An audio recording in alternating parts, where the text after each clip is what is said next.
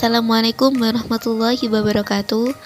Kami dari kelompok 2 yang beranggotakan Lulu Lutfi Dayatul Istiqomah dan Muhammad Falkur Rahim akan membahas tentang sejarah media cetak di dunia dan Indonesia. Yang pertama, penemu pertama media cetak adalah Johannes Gutenberg pada tahun 1455, terutama di negara Eropa.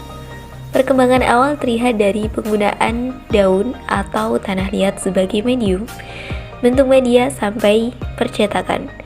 Gutenberg mulai mencetak Bible melalui teknologi cetak yang telah ditemukannya. Teknologi mesin cetak Gutenberg mendorong juga peningkatan produksi buku menjadi hitungan yang tidak sedikit.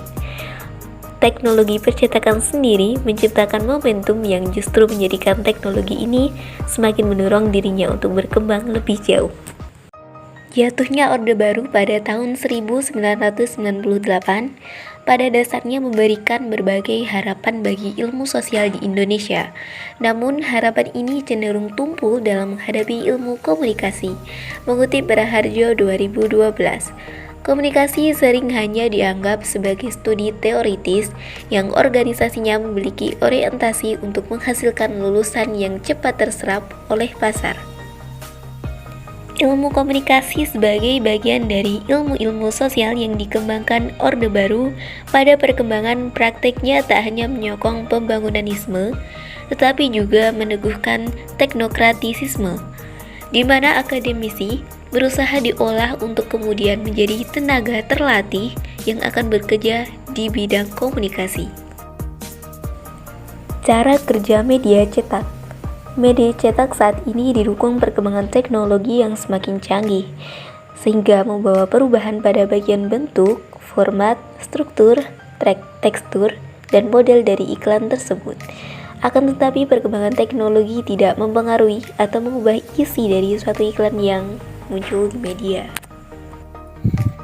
Pembuatan media cetak perkembangan sekarang dengan teknologi yang canggih adalah dengan menggunakan komputer untuk mendesain iklan suatu produk dengan menggunakan grafis dan dicetak dengan printer. Perkembangan teknologi media cetak yang berkaitan dengan perkembangan media cetak itu sendiri, seperti munculnya majalah, koran, surat kabar yang isinya tentang artikel yang bertemakan politik, kesenian, kebudayaan, kesastraan, opini-opini publik, dan informasi tentang kesehatan dapat mewarnai kehidupan masyarakat. Teknologi percetakan fotografi maupun mengalami perkembangan dengan proses photography, yaitu dengan mencetak suatu gambar secara kimia melalui lempengan besi dengan proses fotografis. Setelah Perang Dunia II, proses percetakan menggunakan offset printing dan digunakan terus sampai sekarang karena kualitas, kecepatan, dan lebih ekonomis. 3. Sejarah radio. Berkat ketekunan 3 orang cendekiawan, diantaranya seorang ahli teori ilmu alam yang bernama James Maxwell, berhasil menemukan rumus yang diduga dapat mewujudkan gelombang elektromagnetis, yaitu gelombang yang digunakan untuk gelombang radio dan televisi pada tahun 1865. Berdasarkan teorinya bahwa gerakan magnetis dapat mengarungi ruang angkasa dengan kecepatan hampir sama dengan kecepatan cahaya, yaitu 1806 mil per detik. Teori Maxwell ini dibuktikan oleh Heinrich Hertz pada tahun 1884, tetapi baru digunakan untuk tujuan praktis oleh Guglielmo Marconi, di mana Marconi telah dapat mengirimkan tanda-tanda tanpa kawat melintasi Samudra Atlantik.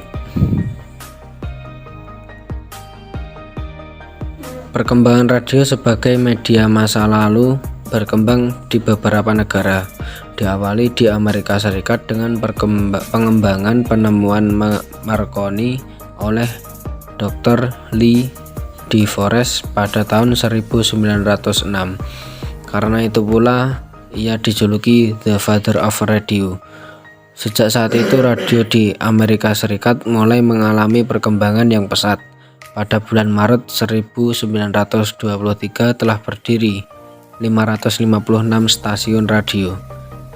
Baru pada tahun 1926 berdirilah NBC atau National Broadcasting Radio sebagai badan siaran radio yang luas dan besar. Lalu muncul pesaingnya yaitu CBS atau Columbia Broadcast System. 5. Sistem penyiaran radio.